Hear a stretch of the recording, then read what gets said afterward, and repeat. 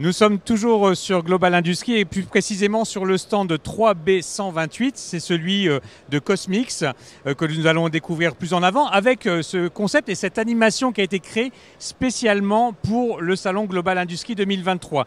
Je suis en compagnie d'Anthony Sediki, vous êtes président de Cosmix et à mes côtés Alban Cavalier, vous êtes ingénieur technico-commercial chez Fanuc et nous rejoindra dans quelques minutes Christophe Eschenbrenner qui est directeur commercial place de marché chez Dassault Systèmes.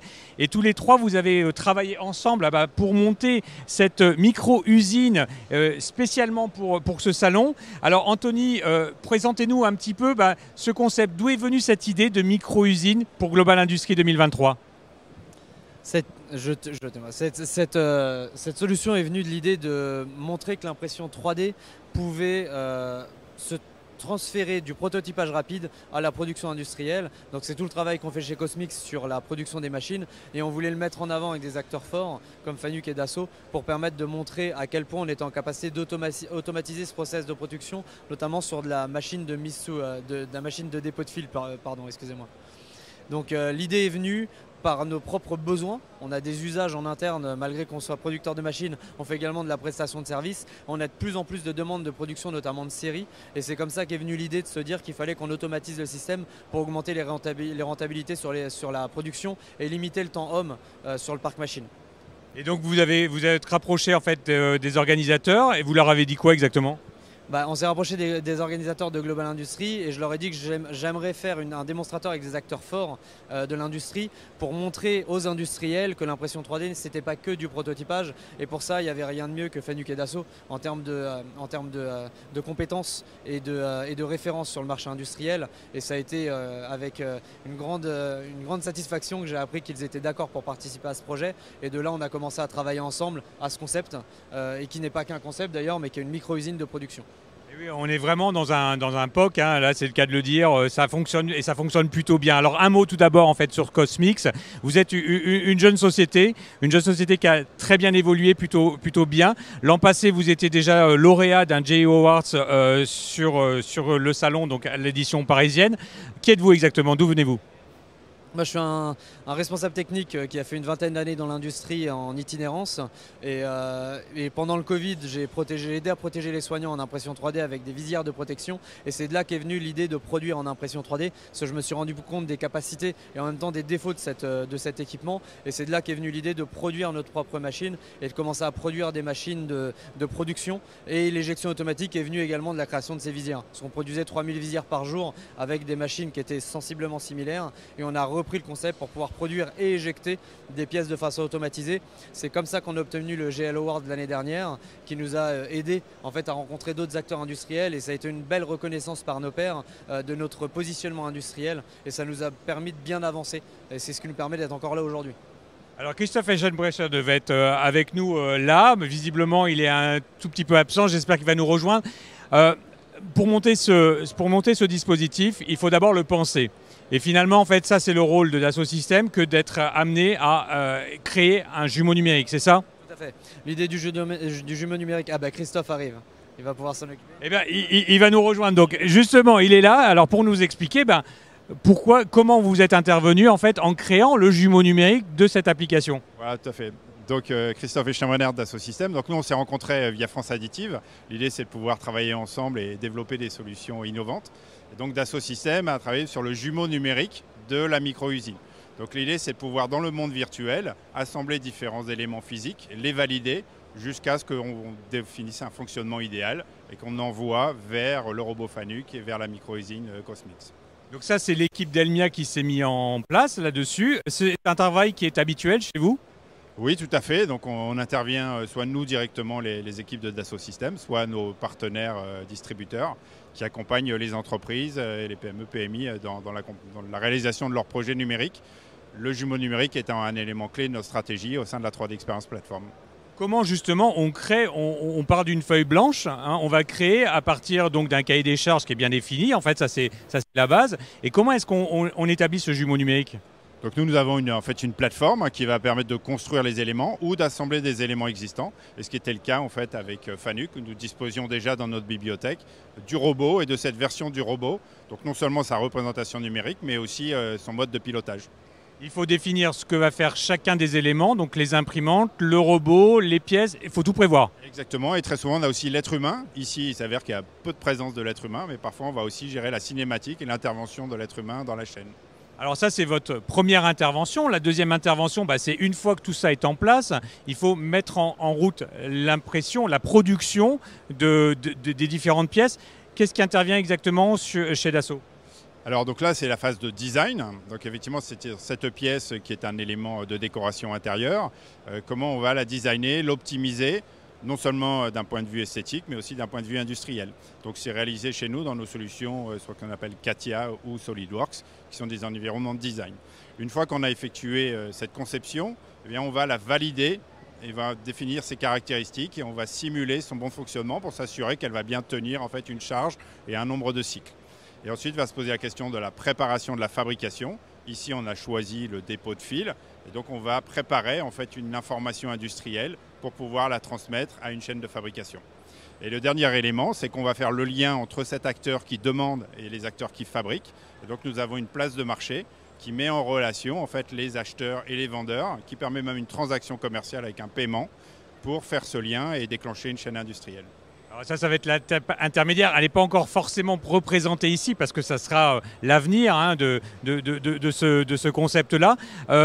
Comment vous recevez, en fait, comment est reçu ce fichier pour ordonner la fabrication aux différentes imprimantes que l'on voit derrière nous ? On a équipé chaque machine et notre système de micro-usine d'ordinateurs qui permettent l'ouverture de toute la data. Donc on communique par API et l'envoi est fait directement via le logiciel Delmia pour permettre d'obtenir le fichier de production qui va lancer la machine ou les machines en direct. C'est une force très importante parce que ça permet de préparer tout l'amont de la production hors ligne et d'envoyer pendant la production la capacité et tous les réglages de production. C'est l'avantage de l'impression 3D, c'est qu'elle permet vraiment de modifier chaque réglage en dynamique et ça c'est quelque chose qui est relativement innovant. Alors vous aviez eu l'habitude, vous nous l'avez expliqué avec le Covid, d'imprimer en grande série, en grande quantité. Il y a beaucoup d'autres fabricants, de concepteurs d'imprimantes 3D qui sont à côté de nous, qui font surtout du prototypage. Quelle est la différence entre le prototypage et la fabrication intensive, comme on le voit ici ? La différence va se faire sur le respect des cotes et la répétabilité. La grosse difficulté était de repenser mécaniquement, électriquement cette machine pour garantir les cotes et la répétabilité des cotes. Si on a un trou qui doit faire 4-2, il doit faire tout le temps 4-2 dans les mêmes conditions. C'est là-dessus qu'on s'est basé pour développer le cahier des charges de cette machine. Et c'est comme ça qu'on a pu ensuite déployer ces unités de production, donc chaque unité de production ensemble comme une grosse micro-usine qui permettent d'avoir une capacité de production qui est beaucoup plus importante qu'une simple machine qui peut aller relativement lentement à côté d'autres outils industriels qu'on connaît actuellement. Donc la pièce est imprimée, puis là c'est le moment où Fanuc intervient. On voit le robot, il est très présent, il se détache parfaitement bien. C'est un CRX10. Alban, expliquez-nous exactement son rôle dans ce process.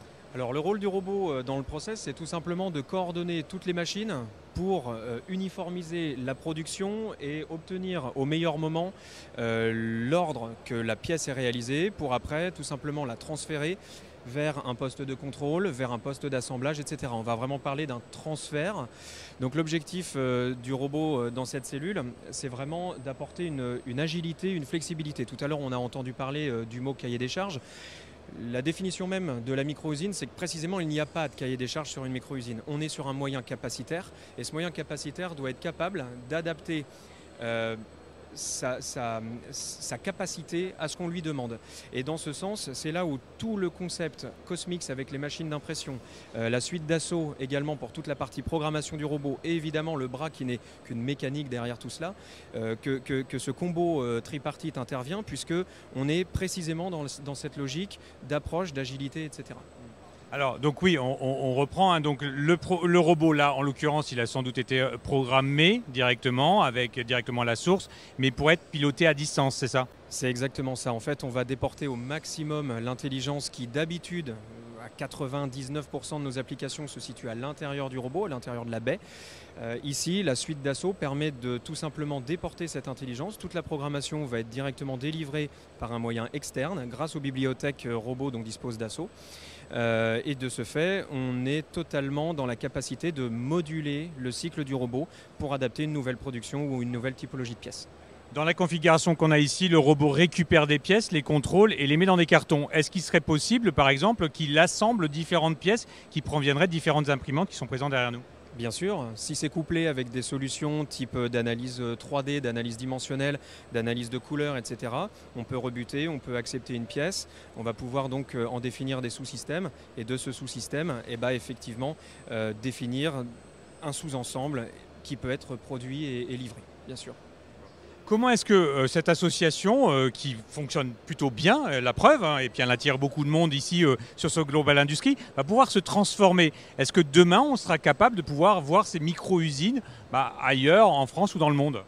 Oui, c'est clairement l'objectif. C'était pas de faire simplement un POC, mais c'était de faire un produit qui soit commercialisable. L'avantage des 3 solutions qu'on propose actuellement, à mon sens, c'est la flexibilité et la personnalisation qu'on peut apporter aux clients. Donc on va pouvoir personnaliser chaque outil de production aux besoins du client et à son besoin de productivité.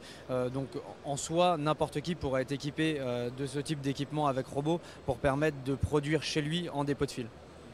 Des micro-usines comme ceci, est-ce qu'il en existe par ailleurs? Est-ce que Fanuc, par exemple, intervient déjà sur des micro-usines? À ce jour, c'est la première, c'est le premier concept qu'on a développé ensemble avec Cosmix et Dassault. Vraisemblablement, les retombées seront très positives puisqu'il y a eu énormément d'intérêt, énormément d'enthousiasme manifesté par Global. L'avenir parlera, mais je pense qu'il y a beaucoup de choses à faire devant nous. Ouais. Même question, chez Dassault, vous êtes déjà présent dans des grandes usines, des micro-usines? Non, c'est aussi une innovation, surtout en lien avec la fabrication additive. Et l'adjonction en fait, de Fanuc permet de travailler sur ce rythme 3-8 qui est vraiment important. On a déjà créé un très grand nombre de pièces, c'est absolument surprenant. Et on commence à se rapprocher d'autres procédés. Et c'est vraiment l'objectif de ce partenariat, c'est d'être complémentaire, venir apporter un plus, sortir du prototype et aller vers de la fabrication en quantité de pièces à l'identique ou pourquoi pas demain des pièces qui seraient chacune personnalisées. On pourrait rajouter un prénom sur un rond de serviette ou aller ajouter un numéro de série sur une pièce qui nécessiterait une traçabilité par exemple. Juste avant d'arriver sur Distrifab, parce que c'est aussi ça l'avenir, la conception du jumeau numérique et de l'utilisation, la taille n'importe pas dans ce cas de figure. Une micro-usine, c'est une usine. Exactement, ça ne change pas nous sur le modèle. Ce que l'on a fait comme choix aujourd'hui, c'est qu'on n'a pas dupliqué le fonctionnement. C'est-à-dire que le jumeau numérique a été utilisé pour concevoir, ensuite pour transmettre une information. Par contre, on ne reproduit pas en temps réel parce qu'ici, il n'y a pas d'intérêt en fait. Donc on essaye aussi de limiter la data à des sujets qui sont pertinents. Lorsqu'on est sur de l'exécution, dans certains cas, ça suffit. On va peut-être récupérer après des données pour s'assurer de ce bon fonctionnement, mais pas dans la reproduction permanente. Donc c'est pour ça que vous ne voyez pas nécessairement le jumeau fonctionner. On essaye de définir ensemble des solutions numériques qui ont du sens, mais pas faire de la pollution numérique pour le juste objectif de montrer quelque chose animé. Alors, Distrifab, donc on en a déjà pas mal parlé. Distrifab, c'est aussi l'origine de tout ceci, puisque c'est par là que vont arriver les ordres de production. Oui, en fait le projet de Distrifab, c'est comme son nom l'indique, mais ce n'est pas forcément clair, de distribuer la production à l'échelle territoriale. On estime les micro-usines comme un outil de relocalisation, notamment du territoire, pour permettre de répartir la charge de production sur des outils qui sont compatibles avec le type de production qu'on va lui envoyer. Donc on porte énormément d'intérêt à ce type de production pour limiter le transport de matériel et plutôt transporter de la data. On expliquait le fait de ne pas pouvoir transporter trop de data et pas en collecter trop. Là pour le coup justement c'est d'arriver à un juste milieu où plutôt que de trop transporter, on va plutôt transférer la data pour produire de la pièce et respecter les conditions de production sur n'importe quel site. Donc plus on va déployer de micro-usines sur le territoire en France ou à l'international, et plus on sera en capacité de répondre massivement à des besoins mais de proximité. C'est ce que disait également Christophe, l'impression 3D et la micro-usine permet également de faire de la personnalisation de masse. C'est deux termes qui ne vont pas forcément ensemble habituellement dans l'industrie, mais là le numérique permet de le gérer parce qu'on peut le gérer en dynamique et l'impression 3D peut changer très rapidement de type de production. Donc on est vraiment sur tout va pas pouvoir se faire avec ce type de micro-usine, mais j'aime à dire que tout ce qu'on pourra faire avec ce type de procédé, il faut le faire parce que ça permet d'avoir un impact très faible sur notre environnement. On est sur de l'impression, là, les imprimantes sur du plastique, mais ça, on pourrait envisager du multimatériau, il n'y a aucun souci là-dessus. Aucun problème. Là aujourd'hui, bien évidemment, on fait du plastique. On a utilisé un matériau qui était relativement simple à imprimer vu les conditions ici de production. Mais on peut imaginer d'autres types de matières qu'on pourrait imprimer comme de la céramique, de l'inox avec d'autres partenaires de filaments ou des matériaux plus communément admis dans l'industrie de la plasturgie comme du polycarbonate, du nylon ou tout autre polymère qui sont compatibles avec l'impression 3D. Alors vous innovez tous ensemble beaucoup, ça fonctionne. Distrifab, là aussi, c'était une innovation qui a été lancée là sur ce Global Industry. Quel pourrait être son avenir? Son avenir, ce serait, ce qu'on vise en tout cas, c'est un marketplace de la fabrication distribuée. Donc vous imaginez des designers qui vont déposer des produits manufacturés simples ou complexes à assembler avec un cahier des charges respecté et à charge de Distrifab de trouver les acteurs de proximité qui vont être en capacité avec leurs outils de production et leur disponibilité de répondre à ces besoins pour vraiment distribuer la production. Donc ça c'est dans un avenir qui sera un peu plus loin, mais plus on va installer cette philosophie de production dans l'industrie et plus on sera en capacité d'avoir des acteurs compatibles. Et en même temps ça permet de recevoir des prospections qu'on n'avait pas forcément identifiées ou ça évite de venir se présenter ou de dépenser énormément d'énergie à se faire connaître. C'est des productions qui vont venir juste par la proximité. On a vu en fait avec Fanuc ses capacités d'intégration et de partenariat. Un mot sur la manière dont chez Dassault Systèmes vous développez justement la marketplace et vous développez ces partenariats avec d'autres partenaires. Pas forcément sur de l'impression 3D, mais d'autres. Comment ça se passe exactement? Oui, tout à fait. Donc aujourd'hui, ce qu'on a constitué, c'est un écosystème d'acteurs qui ont des capacités. Donc Dassault Systèmes ne fait que du software, hein, donc nous on accompagne en fait nos clients à concrétiser au quotidien par de la fabrication. Et donc il y a une expérience en fait en ligne qui est de rapprocher un besoin.